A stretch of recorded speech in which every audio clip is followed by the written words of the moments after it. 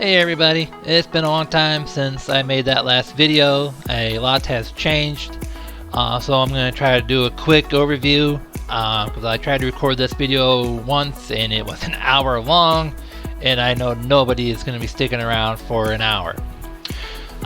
So the first thing is I expanded my layout to what I call the Phase 2 side, which is the TV side. I mounted my TV up so it floats over the desk now. Moved my Xbox, and it pretty much is now just a table for terrains. Thankfully, I had some help this go around, so it was much easier. So yeah, very happy how that all turned out. I did really have to think a bit for a while if I really wanted to expand my terrain. I will admit I was in a funk with trains. As I found out, and it could have just been me, but the bigger and more complex my DC layout became, the more issues I ran into. At that time I had 3 DC engines. One of them ran really well. Another one ran kinda good. That's the one that actually I sent to Kato to get worked on. And they didn't charge me for it, but they also didn't do a great job. I did find out that they ship them to somewhere else where someone else fixes them, and then they ship them back to the place in Chicago. I don't know if this is a Kato employee somewhere in America. I was not impressed. So thank God they didn't charge me, but it doesn't work very well. And actually is not put together all that well either. So really, it made me really negative about Kato for a while, and it did not help that I bought a Kato Union Pacific. I don't have a picture of it. I really need to take pictures of my stuff here. And it was fulfilled by Amazon, but it was actually from a third-party seller. Not Kato. It was, it could have been a hobby store. It could have been an individual. It ran good during the return period, and then I had a little downtime where I was kind of really thinking about if I wanted to continue with trains or not. And then I expanded my layout, and I did a basic layout, and this train would not run. It ran really poorly. So come to find out, the front wheels do not pick up electricity. And again, it was past the return policy on Amazon. And with my previous experience with Kato's maintenance or repair services, I didn't want to deal with them again. So come forward, I upgraded to DCC and then picked DCC-EX mainly for the cost. Now, there are some really cool DCC systems out there by name brands with touchscreens. They're amazing. They're very expensive, over $500. Very nice, but I can't afford that for just a system. So after a lot of research, I picked DCC-EX, and what I did is I went through their list and I got their recommended board. It's a generic clone of this brand, no problems. I used their motor shield because it has a lot of positives over the other recommended motor shield. This one is just designed from the ground up to run trains. It is the better option. It's gonna cost you probably $15 more, and they do run out of stock frequently because it's such a great device. People want it. So highly recommend you sign up, go on their Discord. These guys are the ones who actually work on it, and they will let you know when to expect the next shipment in. Very nice guys, very helpful. That's what I did. I signed up, I joined their Discord, and I think I waited about 2 weeks for them to get a shipment in, and as soon as it popped in, I ordered it, and I got it within a few days. No problem.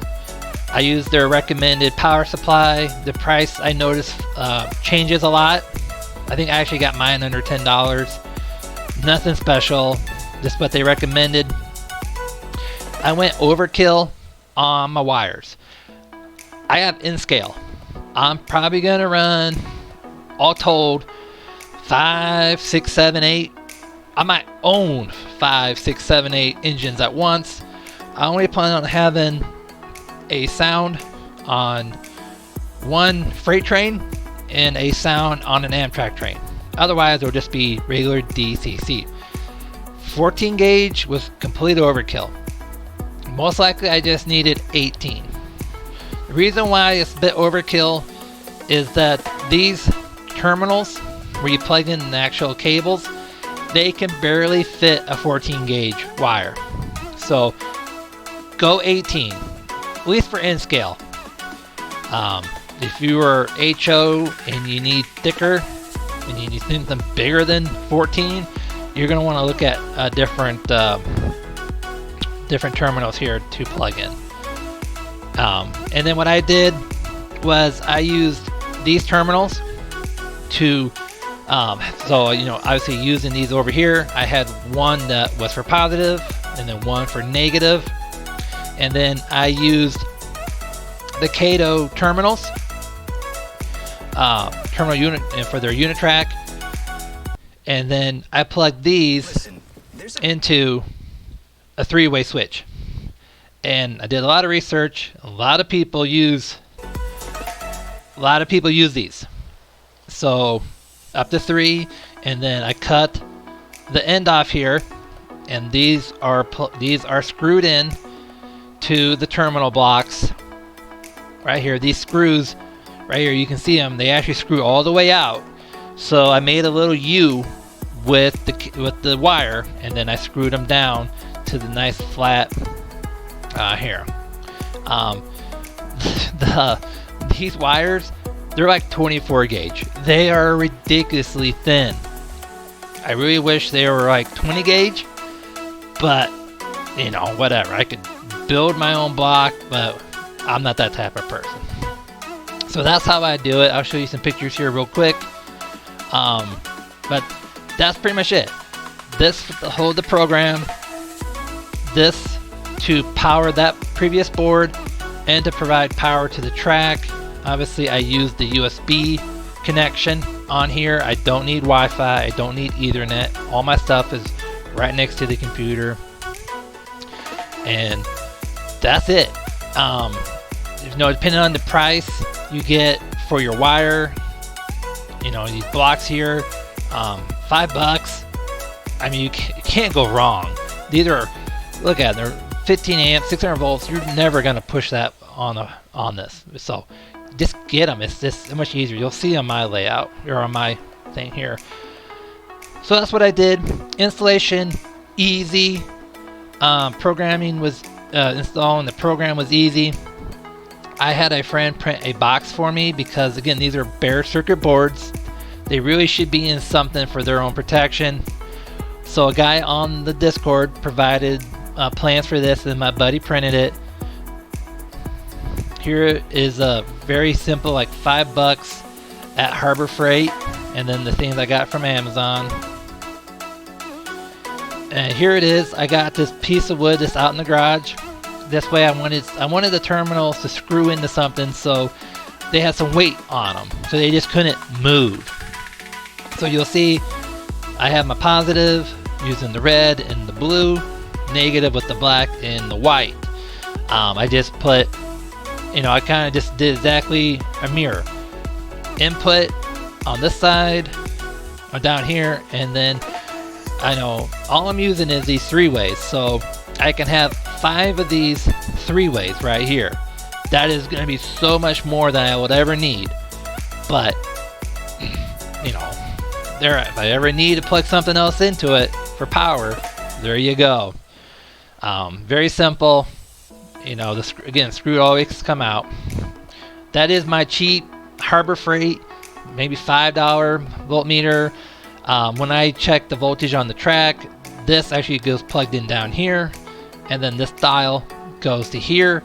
When I was trying to find videos telling me what to do, everyone's multimeter had different language on it. It was frustrating.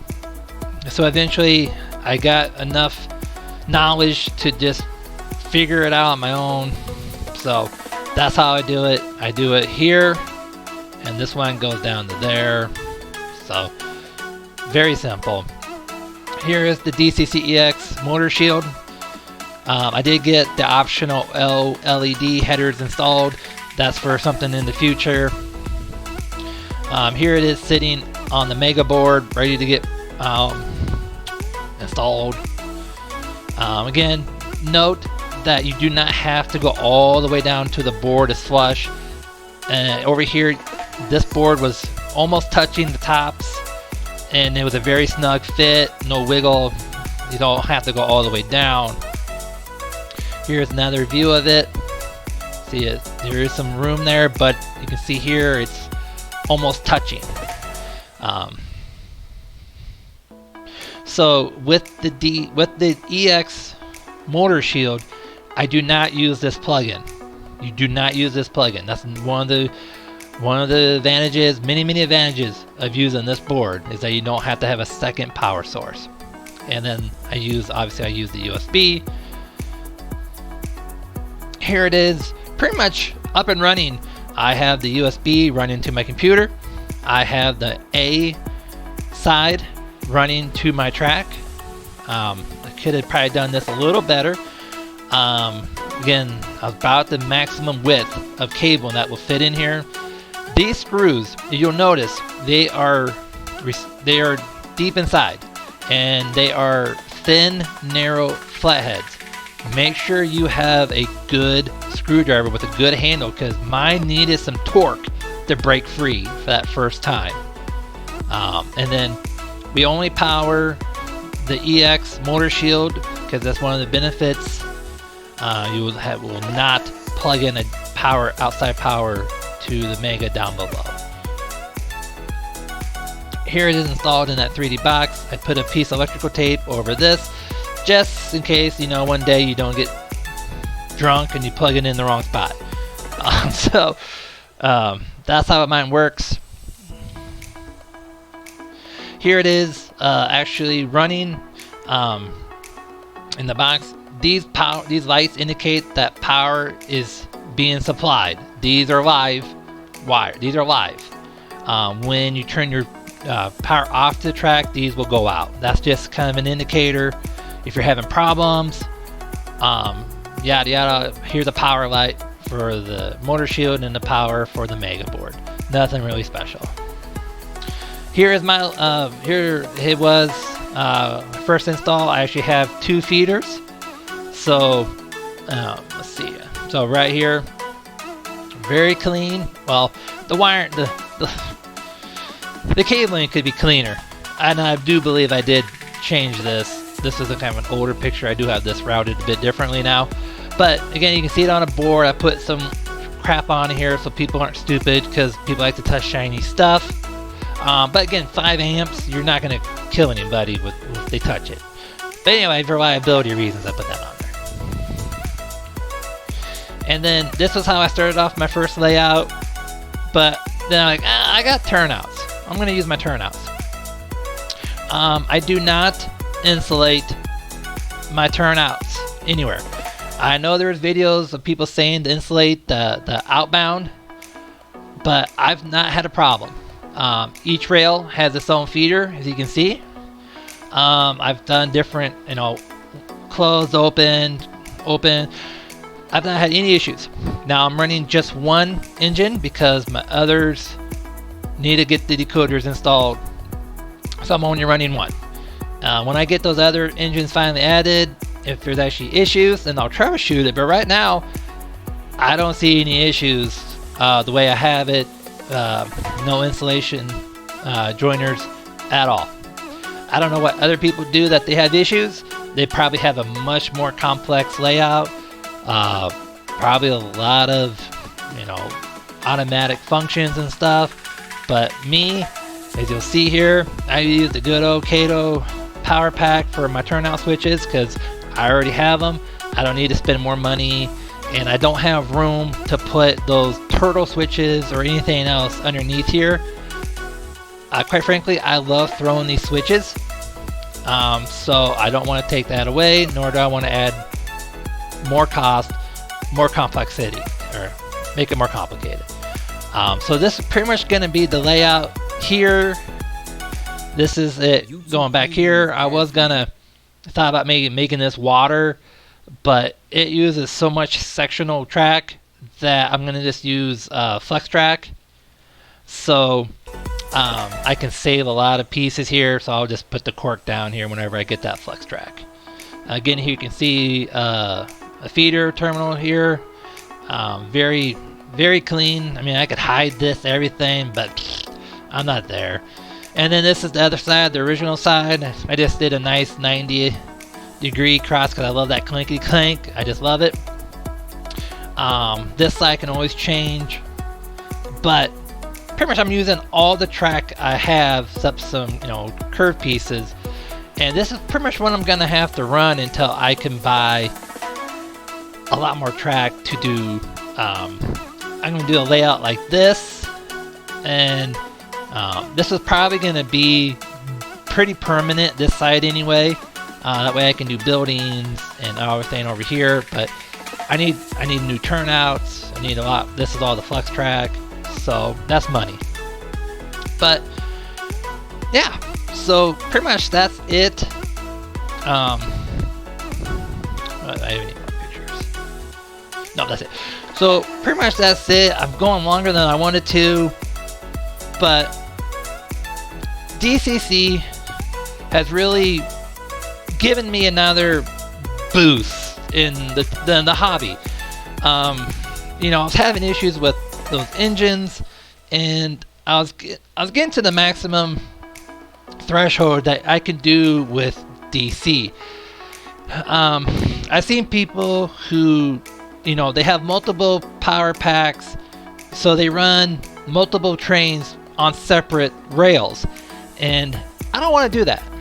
I mean, I could have a DC layout on the TV side and then another layout on the wall side, but I don't want to do that. That's just not any fun to me. And quite frankly, DCC just runs trains better, just the way the electricity works.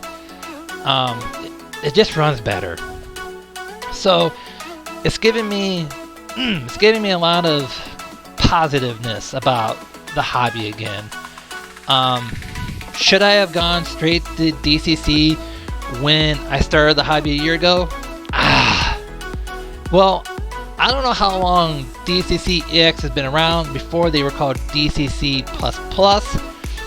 I don't know how easy friendly they were a year ago.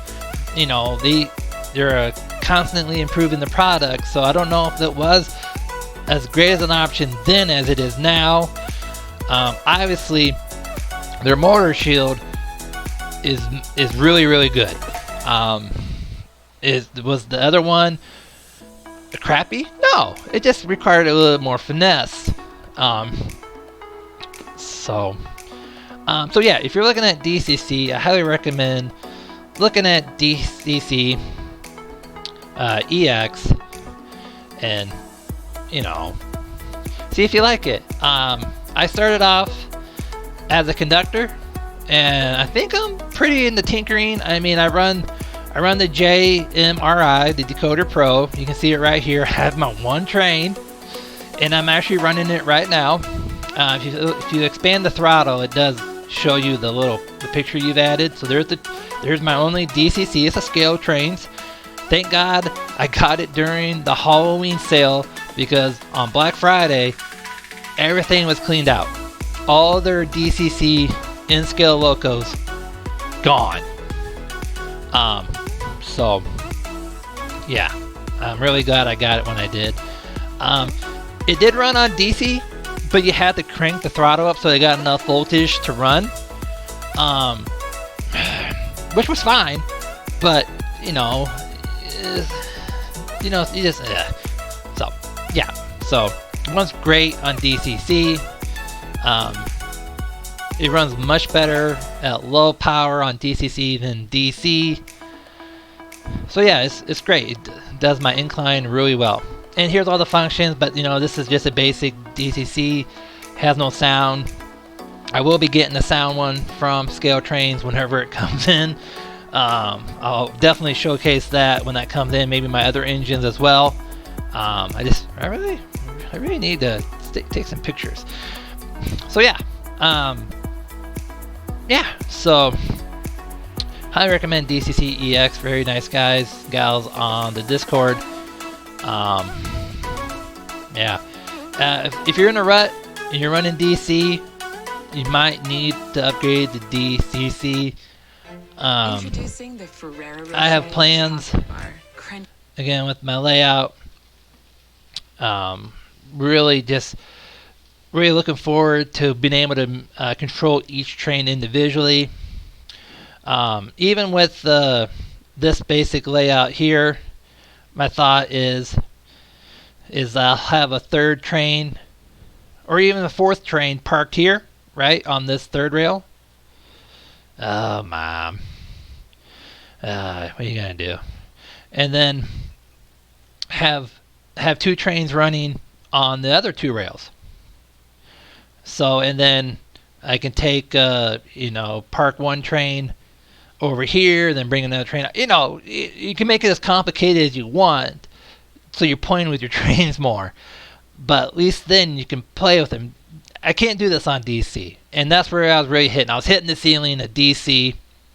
So you gotta eventually, I think everyone has to upgrade to DCC at some point, or if you're happy with hitting that ceiling, good. But yeah. Anyway, I'll stop rambling. See ya.